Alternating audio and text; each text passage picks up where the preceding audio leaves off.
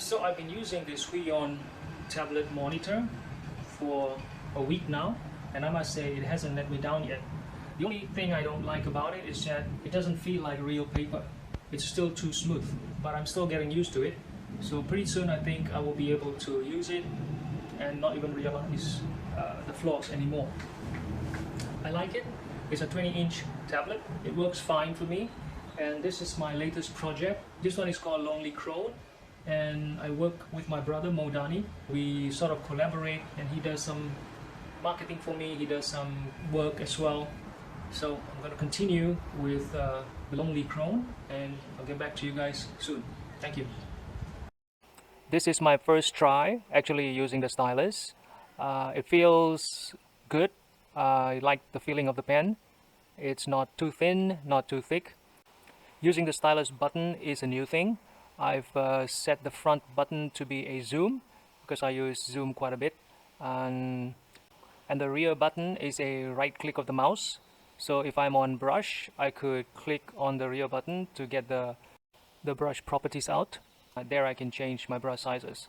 But because I'm so new to this, I always forget and go to the old method of going to the side panel.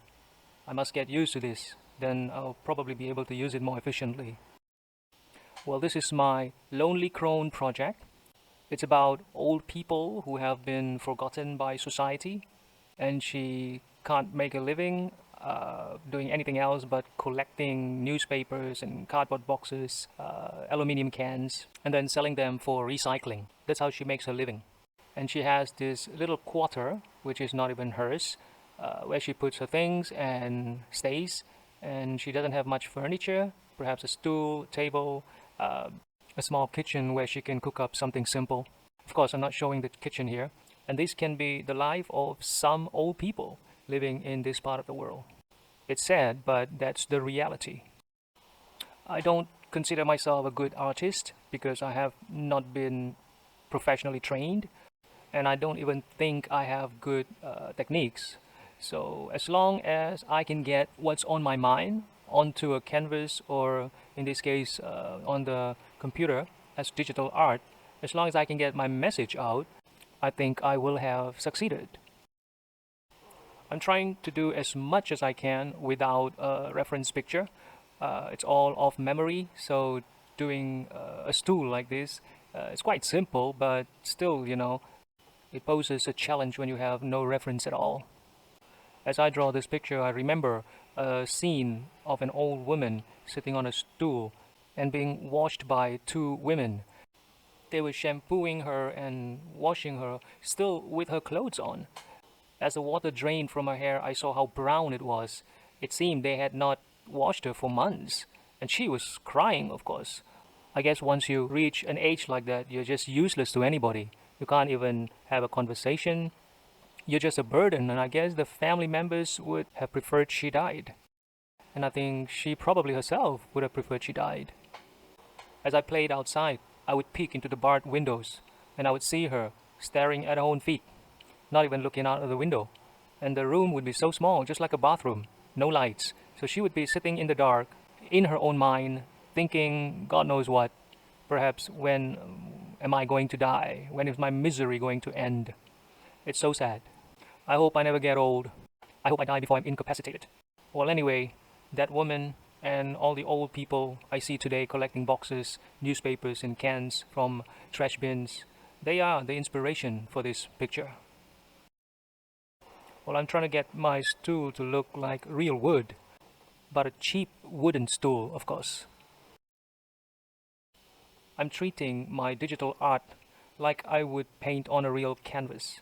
I don't know if that is a good idea or if there is a technique for digital art painting. I must say I have to thank a lot of YouTube videos on doing digital art, because without those video tutorials I would have no idea what to buy on how to start doing digital painting. I really am very grateful to those who have spent time and done videos, tutorial videos for people like me. I know now how difficult it is to do a video because I'm doing the video myself, and there is a lot of work. I would rather just do my art, but unfortunately, you know, to make it in the NFT world, you don't just have to draw.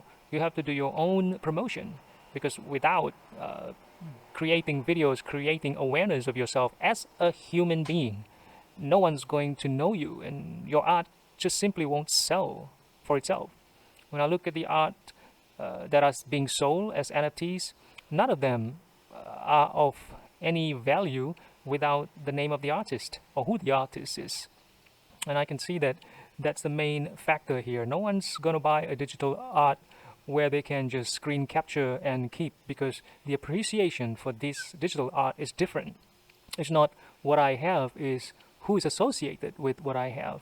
And I can see it now how important it is for you to create your fan base. And I hope to do that. That's harder to do than to create painting. So it's a whole different world comparing to traditional art, where the artist just paints and he has his managers and agents doing all the other stuff for him. All he has to do is come up with masterpieces. Okay, this video is getting a little bit long, so I will end my video here and continue with this lonely crow on another video. I would appreciate it if you would like my video and subscribe to my channel so that I can build my fan base. Thank you all very much for staying till the end of the video. See you next time.